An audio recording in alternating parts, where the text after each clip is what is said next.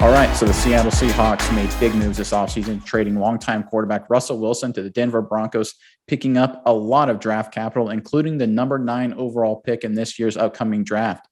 So, Miles, they've got questions to answer at the quarterback position. What's the latest out of Seattle? All right, Nick. Here's the thing. It's probably traumatic as a Seahawks fan to lose your longtime quarterback, who some are saying probably going to be a Hall of Famer, won you quarterback, or won you a Super Bowl as your quarterback, took you to 2, you won 1. That's probably hard to swallow. But you got to start looking towards the future, and so has the Seahawks Wire, a local beat report from Seattle. They polled numerous fans and asked, if the Seahawks were going to draft another QB, who do you want? And in an overwhelming result, 68.7% of fans voted for Malik Willis over the likes of Kenny Pickett, Matt Corral, or Desmond Ridder, the other likely options in the draft. So, Nick, we're looking at round 1, pick number 9, okay? That doesn't sound possible. I don't think Willis will be there at 9. So what can Seattle do to potentially lock him up? Yeah, I agree with you 100%. We've talked about Malik Willis a lot.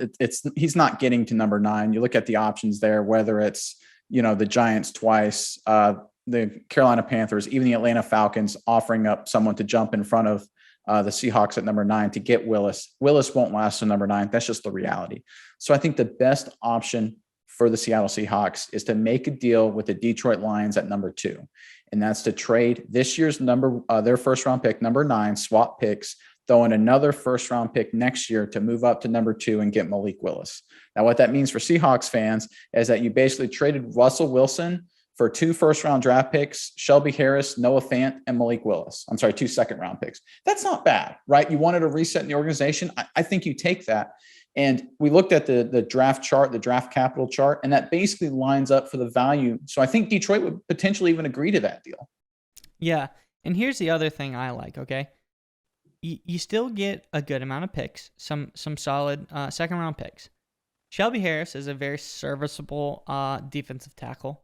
And Noah Fant, a young weapon of a tight end for your new quarterback. You got to have a safety valve. So 2 young guys coming in, a young tight end, a young quarterback. There's a lot of chemistry to be made there.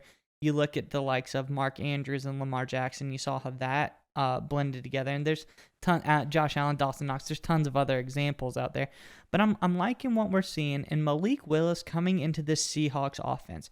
They are a dynamic offense. Now with Noah Fant, you have DK Metcalf.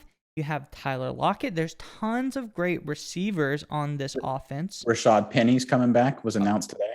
Wow, that would be incredible. You get your run game back together.